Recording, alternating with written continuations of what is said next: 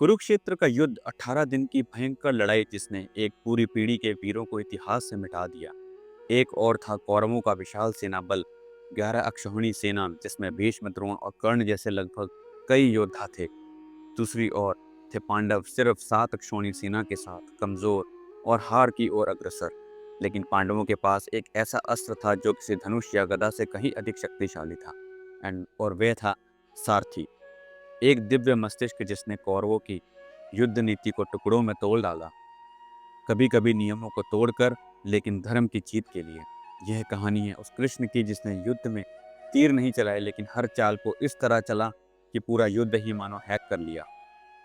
सच तो यह है, पांडवों को हारना चाहिए था। उनकी सेना छोटी थी और उनके शत्रु अपराजय योद्धाओं से भरे हुए थे, लेकिन फिर भी उन्होंने जीत हासिल की। यह केवल किस्मत नहीं थी, यह एक योजना थी, एक दिव्य योजना जिसमें युद्ध के नियमों को मोड़ा गया, भ्रम रचे और दुश्मन के सबसे कमजोर बिंदु पर वार किया गया। तो आइए जानते हैं 5 ऐसे क्षण जब श्री कृष्ण ने अपनी रणनीति और दिव्यता से युद्ध की दिशा ही बदल दी। जिसपे पहले नंबर पर बात करेंगे एक अंतहीन साड़ी की। महाभारत का युद्ध असल में युद्ध से पहले ही शुरू हो चुका था। वो कुख्यात क्षण जब कौरवों ने पांडवों से छल से सब कुछ छीन लिया, यहाँ तक कि द्रौपदी को भी सभा में उसे घसीट कर लाया गया, बाल पकड़कर अपमानित किया गया। द्रौपदी ने सभी से प्रार्थना की, पति, बुजुर्ग, गुरु, लेकिन सब मौन थे। जब कोई नहीं बचा पाया तो उसने कृष्ण को पुकारा और कृष्ण ने उत्तर दिया।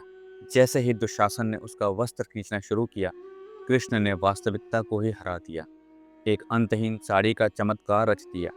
दुशासन साड़ी खींचता रहा, लेकिन साड़ी खत्म ही नहीं हुई। वह थक कर गिर पड़ा। यह सिर्फ चमत्कार नहीं था, यह एक रणनीतिक संदेश था। कृष्ण ने यह दिखा दिया कि पांडव भले ही कमजोर हों, लेकिन धर्म अभी भी उनके साथ ही है। बात करते हैं दूसरी रणनीति की, मानव ढाल। भीष्म पितामह कौरवों की सेना के सेनापति, जो कि एक अमर योद्धा थे। 10 दिनों तक वह युद्ध में अजय रहे। अर्जुन उनका प्रिय शिष्य था और इसी कारण उससे लड़ भी नहीं पा रहा था।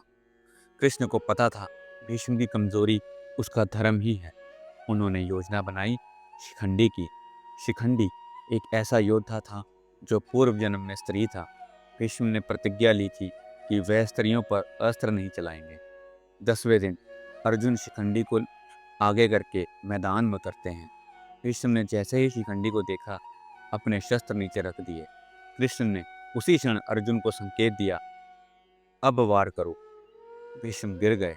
एक युद्ध का यह सबसे चतुर और मनोवैज्ञानिक मोड़ था।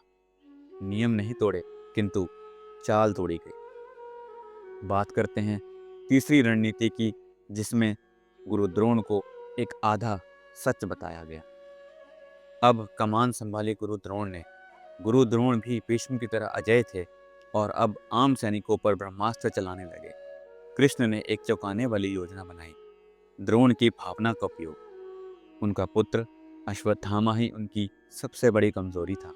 कृष्ण ने भीम को एक हाथी, जिसका नाम भी अश्वत्थामा था, को मारने को कहा और फिर घोषणा कराई गई, अश्वत्थामा मारा गया, अश्वत्थामा मारा गया। लेकिन द्रोण को भीम की बात पर भरोसा नहीं था। उसने धर्मराज युधिष्ठिर से पूछा और कृष्ण ने युधिष्ठिर को झूठ बोलने को मजबूर किया। युधिष्ठिर बोले, अश्वत्थामा मारा गया, और धीरे से जोड़ा, हाथी। द्रोण ने सुना वही जो सुनना चाहता था, उसका पुत्र मर चुका है। उसने शस्त्र त्याग दिए और उसी क्षण मारा गया। यह सोचकर यह सच का हेरफेर था, एक मानसिक युद्ध जिसमें जीत फिर श्री कृष्ण की हुई। आइए बात करते हैं चौथे, जिसमें कृष्ण ने नकली सूर्यास्त का और समय को ही अपने कब्जे में कर लिया था। अर्जुन का पुत्र अभिमन्यु चक्रव्यूह में फंसकर मारा गया। जयद्रथ उसमें मुख्य अपराधी था। क्रोधित अर्जुन ने प्रतिज्ञा ली, मैं कल सूर्यास्त से पहले जयद्रथ को मारूंगा, नहीं तो अग्नि में कूद जाऊंगा। कौरवों ने एक लोहे की दीवार खड़ी कर दी। दिन भर बीत गया, अर्जुन नजदीक भी नहीं आया। तभी कृष्ण ने किया अपना सबसे चौंकाने वाला चमत्कार। उन्होंने नकली सूर्यास्त करा दिया। अंधेरा छा गया। कौरव जीत का जश्न मनाने लगे। जयद्रथ सामने आया अहंकार में, और तभी कृष्ण ने माया हटा दी। सूर्य वापस आ गया और अर्जुन ने एक ही बाण चलाया। जयद्रथ समाप्त हो गया। कृष्ण ने समय को ही हरा दिया। आइए बात करते हैं पांचवें ऐसी रणनीति की जिसमें एक बलिदानी मोहरा बनाया गया। अब आया कर्ण, जिसके पास था वास्तविक शक्ति, एक बार चलने वाला अमोघ ब्रह्मास्त्र, जो वह उसे बचा के रखा हुआ था उसने केवल अर्जुन के लिए।